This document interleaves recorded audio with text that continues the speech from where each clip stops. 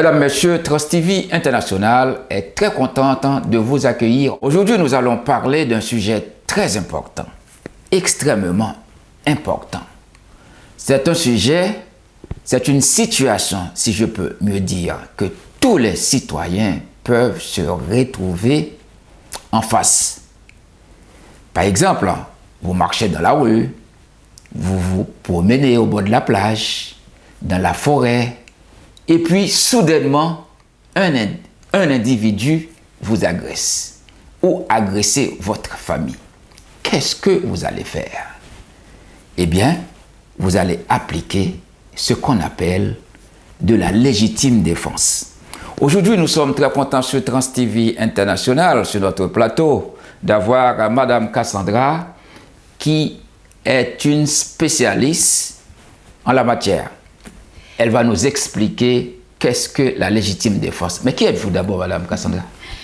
Enchantée, je suis Cassandra, je suis diplômée d'un master de droit en 2015. Je me suis spécialisée en dernière année en droit social, mais avant ça, j'ai été amenée à travailler sur des sujets de procédure pénale et de droit pénal, notamment en abordant les questions de la garde à vue ou alors de la légitime défense. Donc grande a été ma joie d'être invitée sur le plateau pour aborder ce thème qui peut effectivement concerner tout à chacun. J'aimerais bien vous demander aussi, est-ce que la légitime défense est généralisée d'un pays à un autre? Est-ce que partout dans le monde c'est la même chose? Alors, la légitime défense et le régime de la légitime défense varient d'un pays à un autre. Ça relève du coup de la juridiction ou de la législation du pays concerné. Pour vous donner quelques exemples, par exemple chez nos voisins européens tels que l'Angleterre ou encore l'Italie, qui ont une vision un peu plus conservatrice au niveau de l'usage de la force, la condition de la simultanéité, donc on a abordé à l'instant le point de savoir que la riposte doit avoir lieu en même temps que l'agression. En Angleterre ou en Italie, cette condition n'est pas nécessaire. C'est-à-dire que on peut agresser quelqu'un si on se sent menacé alors même que l'infraction n'a pas été commise. Donc c'est de la défense préventive, où elle peut avoir lieu juste après l'agression. Nous, en France, on l'apparenterait à de la vengeance privée. En Angleterre ou en Italie, ça serait quelque chose qui serait accepté. En Allemagne ou en Suisse, par exemple, le point de la proportionnalité n'est pas du tout apprécié pareil, étant donné qu'ils admettent que de par le fait qu'on soit surpris ou dans un état de choc, qu'on agresse plus fortement l'agresseur comparé à ce que lui nous aura fait. Donc on voit qu'il y a quand même des différences avec des pays qui sont voisins. Mais après, si on va un petit peu plus loin et qu'on regarde sur un autre continent comme les États-Unis, qui justement ont une vision sécuritaire et qui admettent la violence préventive, les contours de la légitime défense sont totalement plus larges, ça n'a totalement rien à voir. Le principe du stand your ground, donc à savoir défendez votre territoire, s'applique totalement. Donc à ce moment-là, on peut admettre effectivement qu'on puisse tirer à coups d'arme à feu quelqu'un qui nous aurait agressé à main nue par exemple, chose qui serait totalement inconcevable en France. Okay. Cela veut dire que la légitime défense que vous avez parlé tout au début, c'est la légitime défense qui concerne la France. Exactement. Cela veut dire que c'est une vision française de la légitime défense. Alors, Madame Cassandra, est-ce que vous pouvez nous expliquer d'une façon claire, objective, simple, pour que les téléspectateurs lambda, les téléspectatrices lambda puissent comprendre exactement ce thème qui est tellement compliqué, de ce qu'on appelle de la légitime défense? D'accord. Alors la légitime défense découle d'un sentiment naturel, d'une réaction naturelle lorsqu'on est attaqué. Lorsqu'on est attaqué, on va naturellement vouloir se défendre ou riposter pour faire cesser l'attaque. Maintenant, le législateur a dû encadrer ce principe pour ne pas tomber dans des dérives.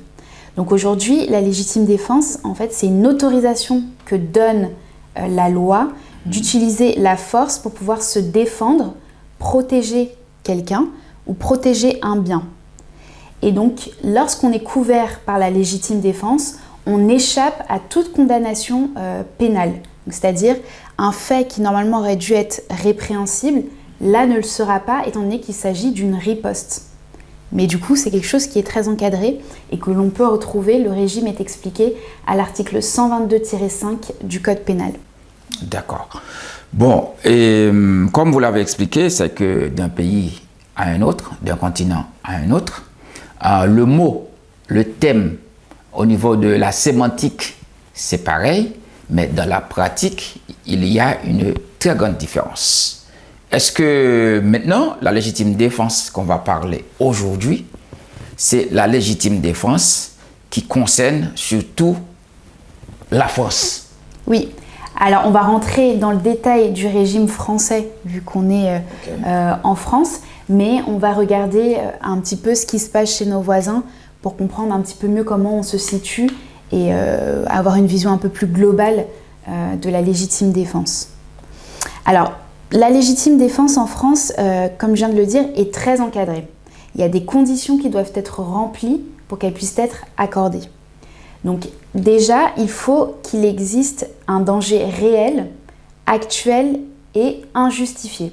Donc il faut qu'il y ait une infraction à la base avant qu'il y ait riposte. Donc le danger doit être réel.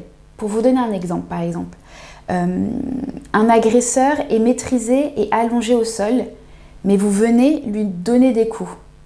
Là, la légitime défense ne sera pas admise. Tout simplement parce que le danger n'existe plus. L'agresseur a été maîtrisé, donc les coups n'ont plus de raison d'être. La légitime défense, l'agression doit être actuelle. C'est-à-dire que la défense ne doit pas avoir lieu avant l'agression ou alors après l'agression. Avant l'agression, on serait sur de l'autodéfense et ça serait puni par la loi. Vous ne pourriez pas être couvert par la légitime défense. Donc par exemple, un voleur qui s'introduit dans une bijouterie avec une arme, mais qui n'agresse pas ou qui finalement ne vole rien, mais que vous décidez de tirer sur lui parce que vous pensez qu'il va commettre une infraction, là, le cas de la légitime défense ne serait pas forcément admise. Okay. Et si, par exemple, après le voleur a fini de voler, il s'enfuit, il est parti, vous allez dans la rue, vous le retrouvez quelques minutes après et vous lui tirez dessus. Vous ne seriez pas couvert par la légitime défense. On serait dans le cadre d'une vengeance privée, ce qui est puni également par la loi. Voilà. Donc ça, c'est les conditions au niveau de l'attaque. Maintenant, la défense. Donc quand vous ripostez, il faut que cette riposte soit nécessaire, proportionnelle et volontaire. Nécessaire, c'est-à-dire qu'il ne faut pas que vous ayez eu d'autre choix que d'attaquer. Il faut que cette riposte soit volontaire, donc elle ne peut pas être accidentelle. Si vous avez tiré sur quelqu'un sans faire exprès parce que vous avez mal maîtrisé une arme, vous ne serez pas couvert par le cas de la légitime défense. Et surtout, cette riposte doit être proportionnelle. Donc, c'est-à-dire qu'au regard de l'attaque, votre riposte doit être en accord. Il ne faut pas que la riposte soit beaucoup plus forte que l'attaque. Et c'est d'ailleurs pour ça que le législateur n'admet pas que l'on puisse commettre un homicide dans le cadre de la défense d'un bien. Donc si, par exemple, je cherche à vous arracher votre sac dans la rue et que vous me tirez dessus, on ne sera pas dans un cas de légitime défense parce que là, vous allez chercher à défendre votre sac et la loi n'admet pas en fait ce cas de légitime défense. D'accord. Voilà. C'est les conditions en fait qui doivent être rapportées au juge pour que la légitime défense puisse être accordée. Ok, si je comprends bien maintenant, comme vous avez expliqué, un agresseur, on dit un voleur, je ne sais pas, vous pouvez l'appeler comme vous voulez, qui rentre dans une bijouterie. Ok, il a volé une montre, mais il a déjà volé la montre et puis il court. Il est en train de courir. Maintenant, le bijoutier qui sort avec son revolver, qui tire sur le voleur de montre, il l'a atteint. Il est blessé ou il est mort. Maintenant, c'est le tireur, c'est le bijoutier maintenant qui devient l'agresseur. L'autre, c'est l'agressé. Exactement. Dans le sens où la légitime défense ne sera pas admise parce que là, la riposte du bijoutier n'est pas proportionnelle à l'attaque. Il n'était pas immédiat aussi. Il n'était pas Parce qu'il faut que, à l'immédiateté, c'est que vous vous sentez agressé, c'est que la personne, vous pouvez rien faire. Là, il faut se défendre. Exactement. Mais en même temps, il faut pouvoir le prouver que vous étiez en légitime défense. Exactement. Alors, c'est pas à vous ou à moi ou à notre caméraman de dire que je suis en légitime défense. C'est les juges, en fonction des textes de loi et en fonction également de l'interprétation des lois, et le tribunal aussi, qui vont dire que si vous êtes en légitime défense ou bien si vous ne l'étiez pas. Exactement. Ah, c'est très compliqué.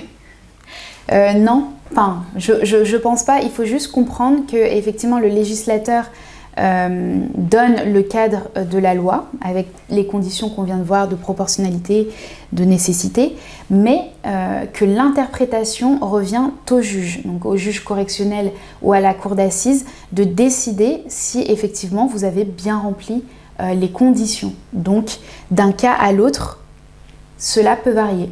Le juge va prendre en compte les circonstances, votre forme physique, les conditions dans lesquelles se sont déroulés les faits pour pouvoir apprécier si effectivement votre riposte était nécessaire et proportionnelle. D'accord, bon, je vais vous poser une question que je peux appeler insidieuse. Un boxeur de très grand gabarit. J'arrive dans la rue et il est boxeur. Il vient pour me boxer. Mais lui, il a sa main. Mais moi, j'ai un revolver. Il vient, il m'a frappé, un coup de poing, moi je sors mon revolver, je tire sur lui. Suis-je en légitime défense ou pas? Alors effectivement, ça sera un élément qui sera apprécié par le juge parce qu'effectivement, il sera obligé de prendre en compte la condition physique et du coup la force de l'agresseur vis-à-vis de l'agressé. Mais il faut faire très attention parce que par exemple, dans les cas de jurisprudence, notamment pour les femmes battues, qui ont donc en général une forme physique inférieure à celle de leur conjoint agresseur, cela est très rarement admis. Une femme battue qui se défendrait, par exemple qui est battue mais qui elle lui tirait dessus, ça ne sera pas forcément admis par le juge comme une légitime défense. Ok, ben d'accord. C'est du cas par cas. Du cas par cas. Mais vous avez parlé également de gabarit, c'est ça? Mais il y a également la technique. Quelqu'un qui maîtrise les arts martiaux. Je pense que c'est une sorte d'armement, c'est une arme. Quand vous pouvez utiliser vos corps par des techniques que vous avez apprises et puis vous frappez sur quelqu'un, par exemple, quel que soit le boxeur, le karatéka ou je ne sais pas, le judoka, mais si cette personne, lui, utilise soit un bâton, un marteau ou je ne sais quoi, ou un revolver, vous l'avez frappé, il vous tire dessus. Et comment peut-on, devant un tribunal, pour que je puisse prouver par rapport aux techniques maîtrisées de cette personne et que j'étais en légitime défense? Alors, le juge, donc encore une fois, va apprécier souverainement par rapport aux conditions de l'agression. Par contre, il faut que effectivement la condition physique ait eu un impact réel lors de l'agression. Si effectivement c'est un judoka, mais qu'au final il vous a agressé avec une arme et que vous avez répondu aussi avec une arme, le fait qu'il soit judoka ne sera pas forcément pris en compte. Mais par contre, effectivement, si vous a agressé à main nue et que vous avez décidé par exemple de le poignarder, ça sera sans doute quelque chose qui sera pris en compte parce que sa condition physique et la virulence avec laquelle il vous aura agressé pourra peut-être expliquer votre riposte avec une arme blanche. D'accord. Bon, je pense que nous avons parlé d'une façon globale de la légitime défense encadrée par la loi. C'est comme nous l'avons dit tout au début, comme vous l'avez dit, c'est que c'est quelque chose qui est purement naturel.